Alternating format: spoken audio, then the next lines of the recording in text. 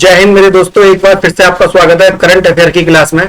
जैसा कि आप पहला ही क्वेश्चन देख रहे हैं, तो विश्व प्रेस स्वतंत्रता सूचकांक काफी इंपोर्टेंट है, हर बार परीक्षा में आता है।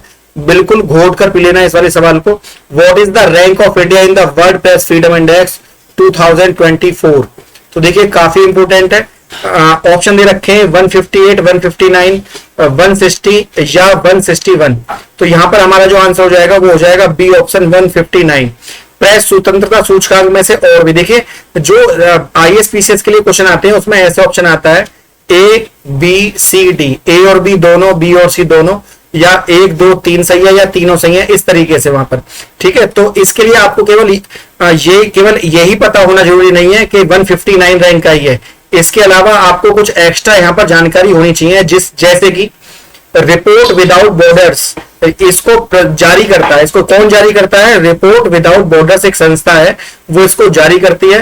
और इस बार भारत का जो स्कोर है वो 36.62 से घटकर 31.28 रह गया है, जो वार्षिक 180 देशों की पत्रकारिता की स्वतंत्रता का आकलन करता है।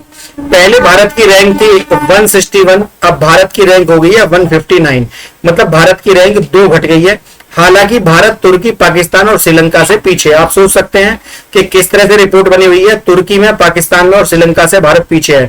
देखिए, तुर्की में और पाकिस्तान में रिपोर्टर्स को मार दिया जाता है, लेकिन फिर भी उनकी रैंक हमसे अच्छी बताई गई है। तो कहीं ना कहीं ये डाउटफुल है, लेकिन फिर भी क्योंकि एक रिपोर्ट है तो इसको पढ़ना तो है ही। सुरक्षा के मामूली सुधार के बावजूद संकेतों में स्कोर में गिरावट आई है।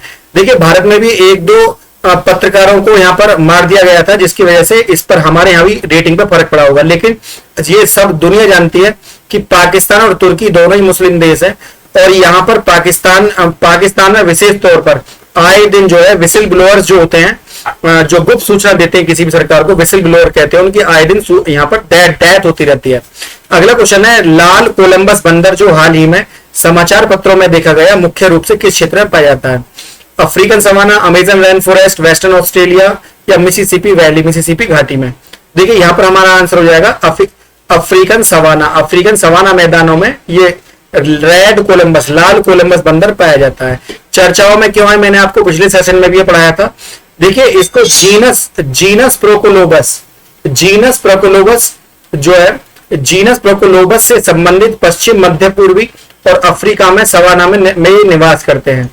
इसका सवाना का विविध आवास प्रचुर मात्रा में पेड़, पत्ते, फल जैसे खाद्य स्रोतों को प्रदान करता है। ठीक है, तो ये बिल्कुल संकटग्रस्त है। वे लाल भूरे रंग के फर आकर्षक विशेषताएं प्रदर्शित करते हैं। विशेष तौर पर ये क्या काम करते हैं? ये बीजों को फैलाते हैं। वो बीज फिर जमीन में उगकर दोबारा पौधे बनते हैं, ये इनका विशेष रोल है। काफी सुंदर ये बंदर है, आप देख रहे होंगे। तो इसको IUCN की रेड डाटा बुक में इंडेंजर्ड में यहां पर रखा गया है। ठीक, तो हमारा इसका आंसर हो जाएगा अफ्रीकी सवाना। अगला हमारा क्वेश्चन है, सर्वोच्च न्यायालय ने हालिया फैसले में बार एसोसिएशन समिति में महिलाओं के लिए कितने % की सीटें आरक्षित की है?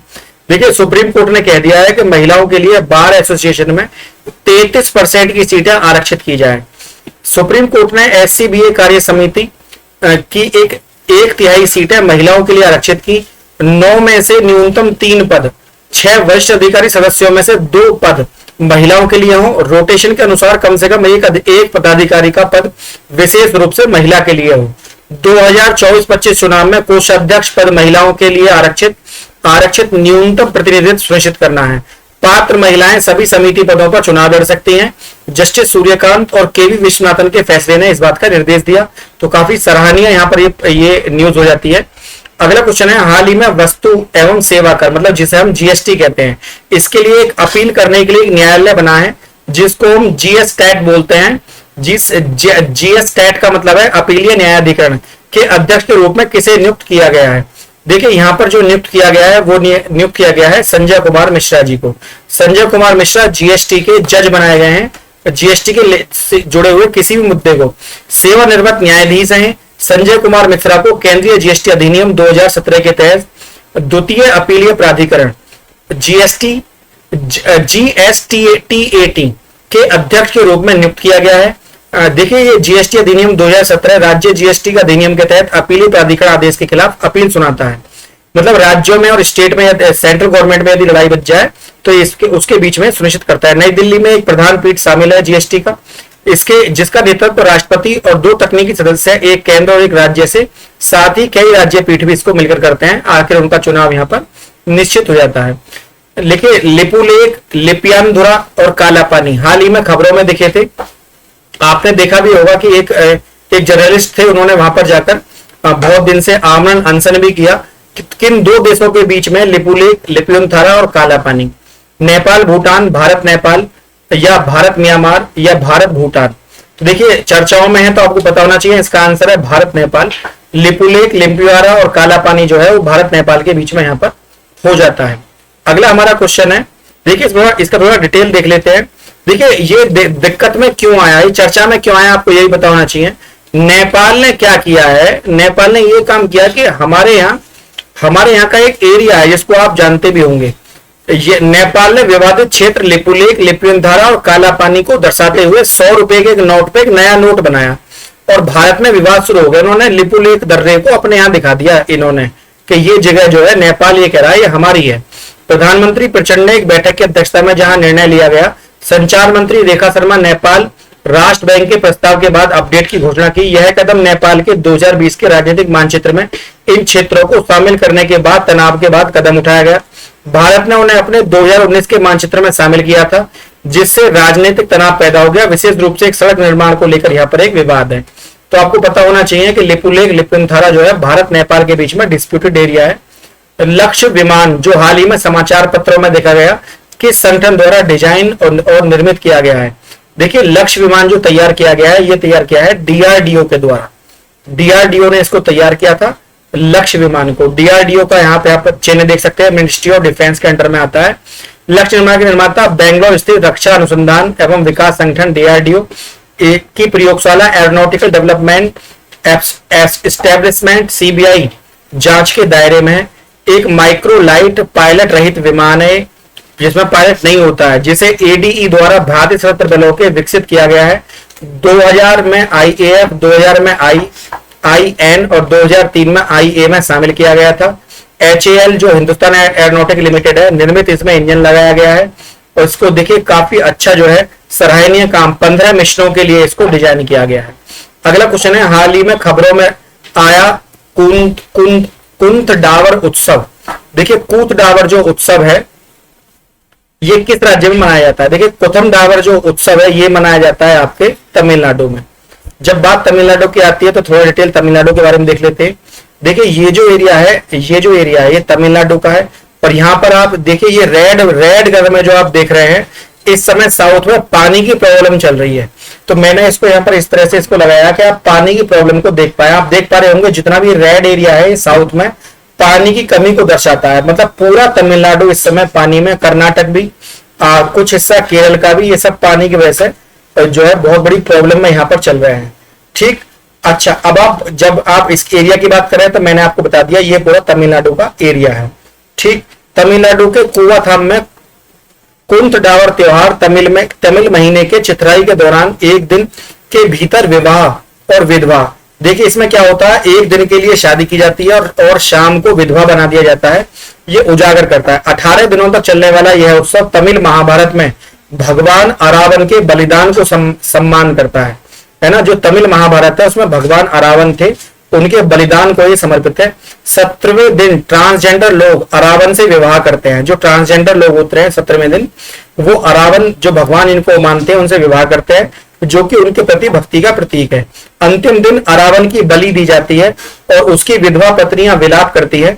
अरावन की दुर्दशा के लिए भगवान कृष्ण के विलाप की गूंज सुनाई देती है। मतलब भगवान कृष्ण जो है उसके लिए रोते हैं, जो मर जाता है अरावन। यह अनोखा उत्सव ट्रांसजेंडर पहचान की ओर, वैश्विक ध्यान की ओर भी आकर्षित करती है। तो तमिल महाभारत अपने आप में एक अनूठा इतिहास है इसका, आप इसको कभी पढ़ना। हाल ही में खबरों में आए बोइंग स्टारलाइनर का प्राथमिक कार्य क्या है? देखिए बोइंग स्टारलाइनर का जो प्राथमिक कार्य है वो है transporting astronaut to the space station, अंतरिक्ष यात्रियों को अंतरिक्ष स्टेशन में पहुंचाना। आपने देखा भी होगा कि चर्चाओं में भी रहा था, स्पेस एक्स जो इलोन मस्क की कंपनी है उसने भी इसको कई बार स्पॉन्सर किया इस चीज के लिए। एटलस बी रॉकेट अपनी तीसरी परीक्षण उड़ान में बोइंग के स्टारलाइनर क्रू कैप्सूल को लॉन्च करने के लिए तैयार है, जो अंतरिक्ष यात्रियों की पहली उड़ान। देखिए इसको भेजा है बोइंग कंपनी ने, जो पूरे वर्ल्ड में सबसे ज्यादा जहाज बनाने के लिए फेमस है। स्टारलाइनर से एक अंतरिक्ष यान है जिसे अंतरिक्ष यात्रियों को अंतरिक्ष में ले जाने के लिए डिजाइन किया गया है। ये आप पिक्चर उसकी सामने यहाँ पर देख रहे होंगे, ठीक है। ये इसमें एक क्रू कैप्सूल और सर्विस मॉड्यूल शामिल है। वायरलेस इंटरनेट और टैबलेट इंटरफेस जैसी नवीन सुविधाओं के साथ 10 बार तक पुनः प्रयोज्य है। और बोइंग, लॉकहीड मार्टिन उद्यम, यूनाइटेड लॉन्च अलायंस द्वारा इसमें देखिए लॉकहीड मार्टिन जो अमेरिकी कंपनी है और बोइंग दोनों ने मिलकर एलवी रॉकेट के साथ फिट बैठता है ये, ठीक है, इसके साथ का यहाँ पर काम किया है। तो हमारा इस क्वेश्चन का आंसर हो जाएगा स्पेस स्टेशन में अंतरिक्ष यात्रियों को पहुंचाने के लिए। अगला क्वेश्चन है, अडानी ग्रीन एनर्जी लिमिटेड ने किस राज्य में अपनी निर्माणाधीन सौर परियोजनाओं के लिए $400 बिलियन हरित ऋण प्राप्त किया है? Recently, Adani Green Energy Limited has secured $4,000 billion green loan for its under construction solar project which state? कौन सा स्टेट है जिसमें $400 बिलियन यहाँ पर अडानी ने खर्च किया है? देखिए ये किया है राजस्थान और गुजरात के लिए। देखिए राजस्थान में धूप की कमी नहीं है, गुजरात में भी नहीं है, गुजरात के पास पैसे की कमी नहीं है, तो अडानी साहब ने यहाँ पर पैसा खर्च किया है। देखिए अडानी के बारे में जब आप जानते हैं तो आपको ये भी पता होना चाहिए, भारत में सीधे सीधे 35 लाख लोगों को रोजगार देता है अडानी ग्रुप, 35 लाख। लेकिन भारत की परिपाटी कुछ इस तरह से रही है कि अमीर लोगों के साथ चिढ़ और गरीब लोगों के साथ सहानुभूति रखना जो है भारतीय परिवेश पर है, जो कि एक कहीं ना कहीं पूंजीपति के प्रति उदारता की जो भावना है उसको कम करता है, जो कि ये चीज गलत है। क्योंकि इतनी बड़ी संख्या में चाहे टाटा ग्रुप हो, महिंद्रा हो, अडानी ग्रुप हो, हमें उन्हें उसी ग्रुप से देखना चाहिए क्योंकि इतना बड़ा रोजगार।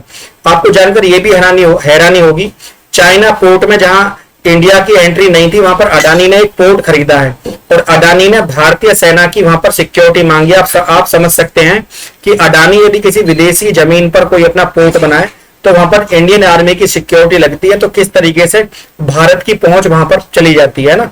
भारत की शीर्ष नवीकरणीय ऊर्जा company Adani green energy limited के राजस्थान और गुजरात में अपनी 750 मेगावाट की सौर परियोजनाओं के लिए 5 अंतरराष्ट्रीय बैंकों के $400 मिलियन अमेरिकी डॉलर की फंडिंग हासिल है।